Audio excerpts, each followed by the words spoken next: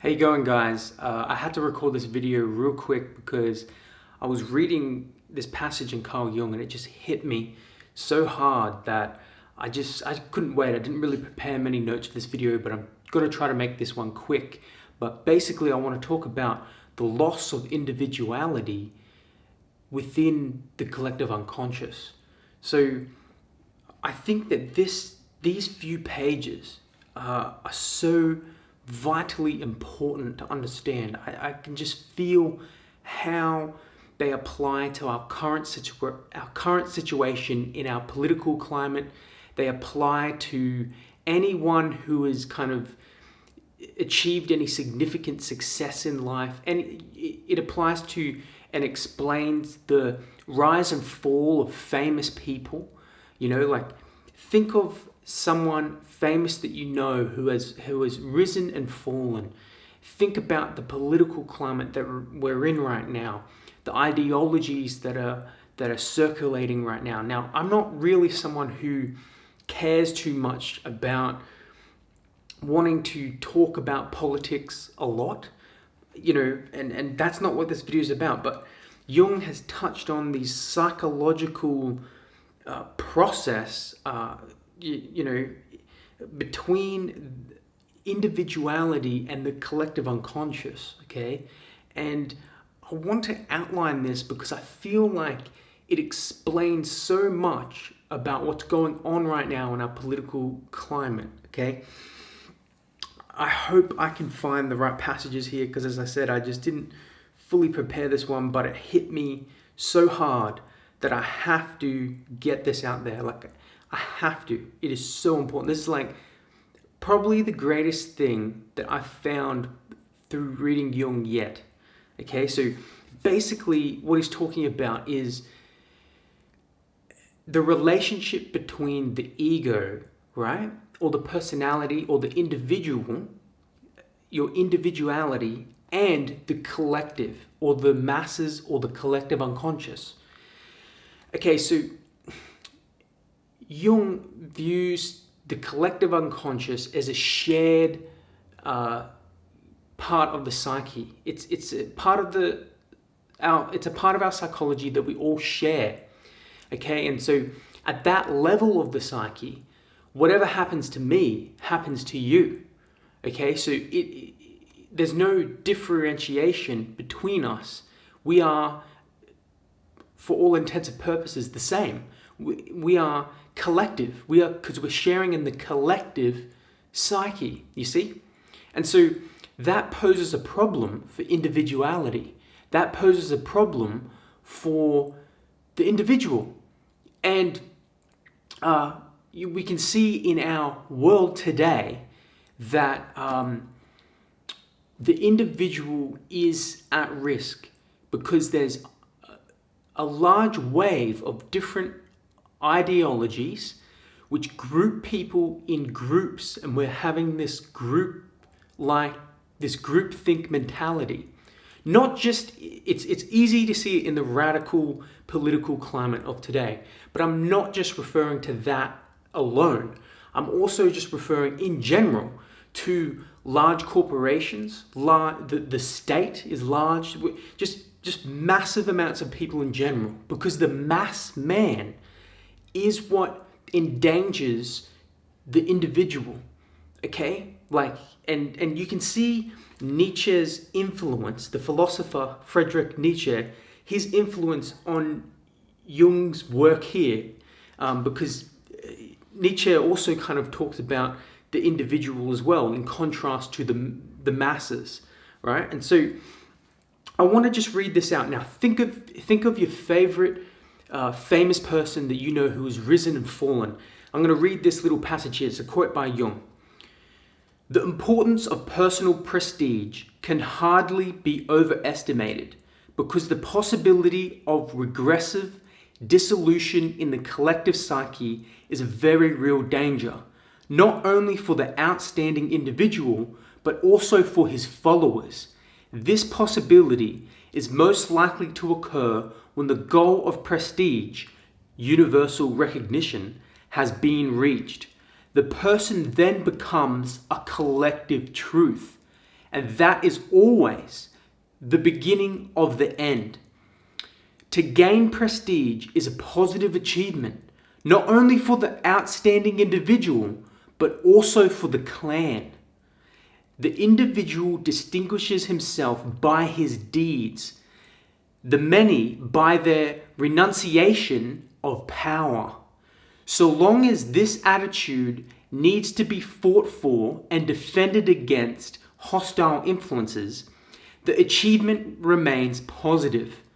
But as soon as there are no more obstacles and universal recognition has been attained, prestige loses its positive value and usually becomes a dead letter. So you can see there that shows the rise and fall of a distinguished individual where they are set apart or differentiated from the herd, from the group, and there's a renunciation of power by the masses that allows this individual to stand out, right?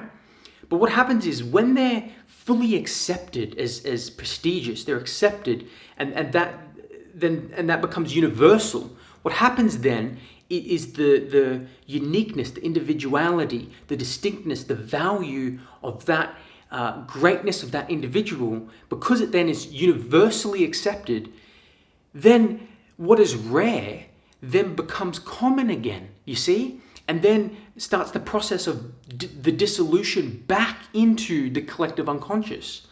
So things that were once great are now just taken for granted and are now put back in the melting pot of the masses, so to speak. You see what I'm saying? So I think that this really applies to anyone who is creative as well. This is why something has always bugged me about society. Something has always bugged me about just even corporations and this conformity. And I understand the utility, don't get me wrong. There's rational explanations for the utility of all these different things, government, etc., whatever, community, whatever. But the thing is that there's something that's really disturbing. And I understand it now. What is disturbing is the fact that my individuality is being squashed and threatened. They want to take it away from me. The masses want to take your individuality away from you. You're not allowed to be an individual. You're not allowed to have contrary views, understandings, opinions, beliefs, or even value different things. People put you down. They want to put you in a box.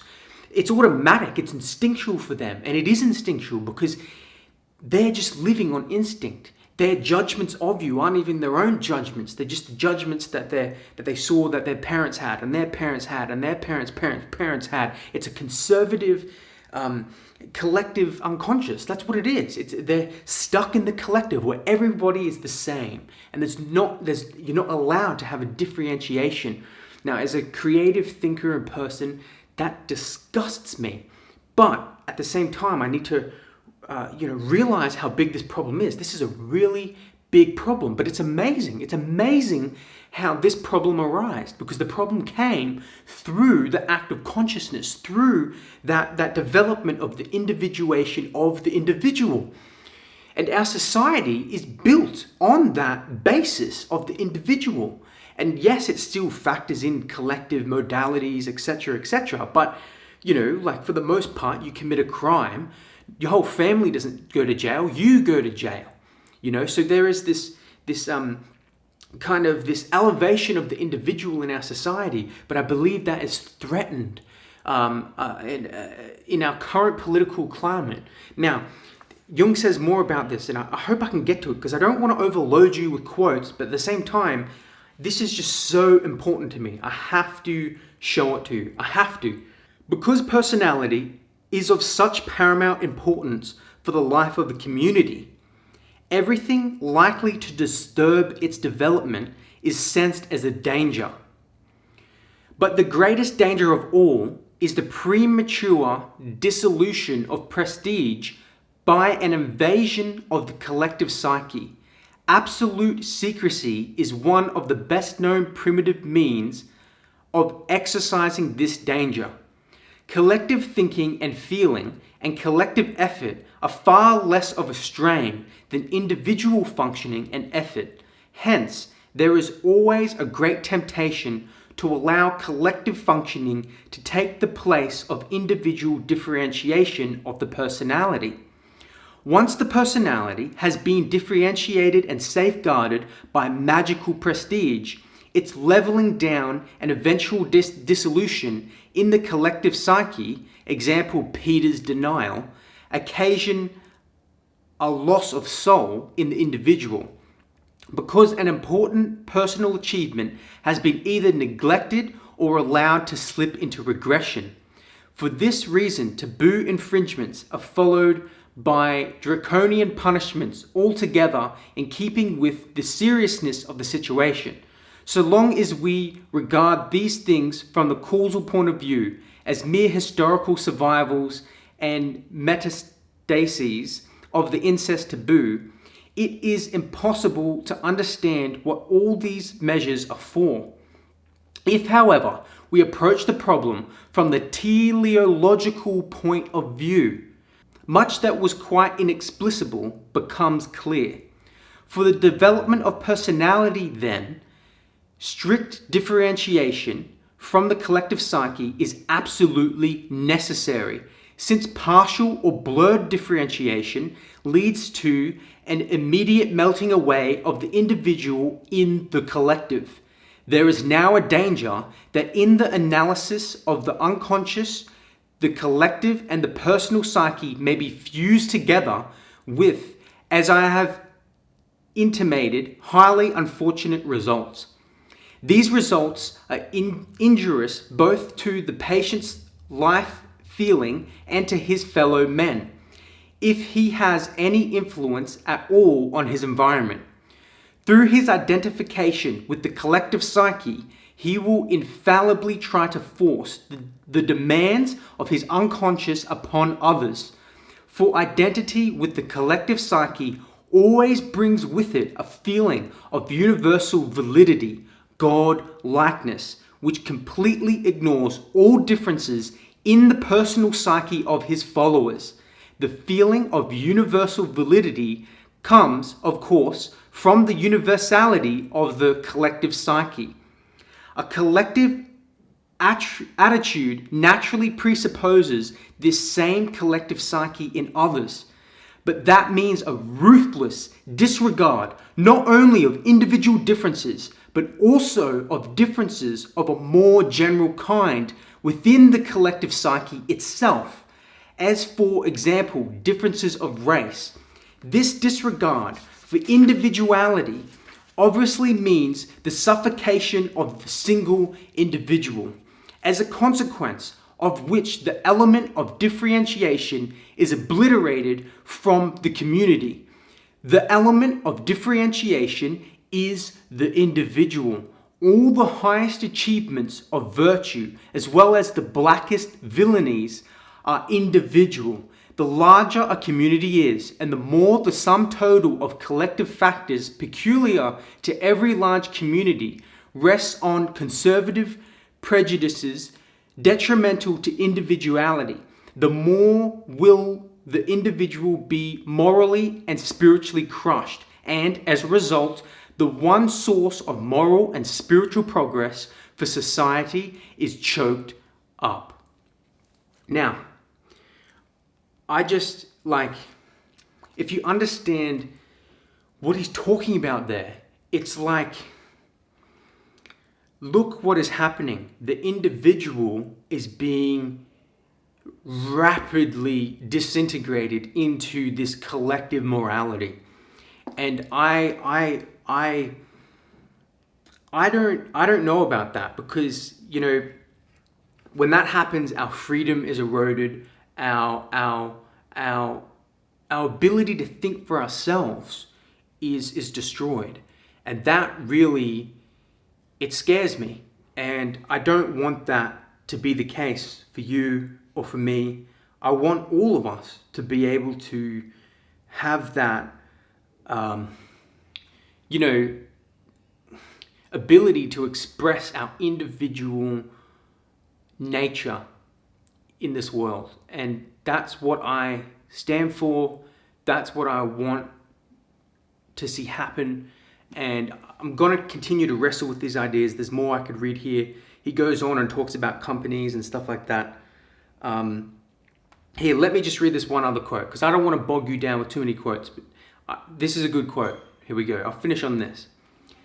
Any large company composed of wholly admirable persons has the morality and intelligence of an unwieldy, stupid, and violent animal. The bigger the organization, the more unavoidable is its immorality and blind stupidity. So, I mean, there's questions there, there's room for debate there.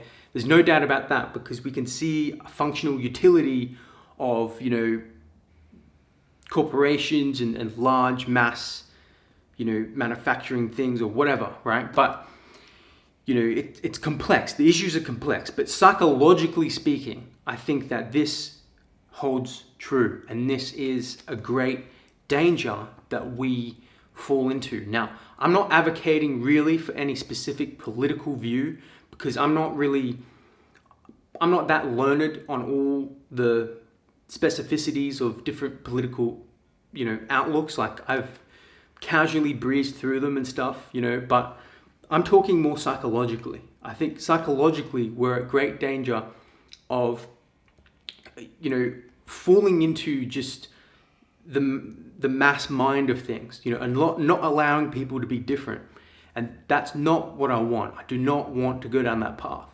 So thanks for watching, guys. I hope you enjoyed this video. If you like this, please subscribe. Please share it with other people. See, even that's like a cliche YouTube thing. You see what I mean? Like, almost everything we're doing is like, and I'm not trying to be such a purist that we can't do anything like that, but you know what I mean? Like, these things sometimes we don't even pick up on.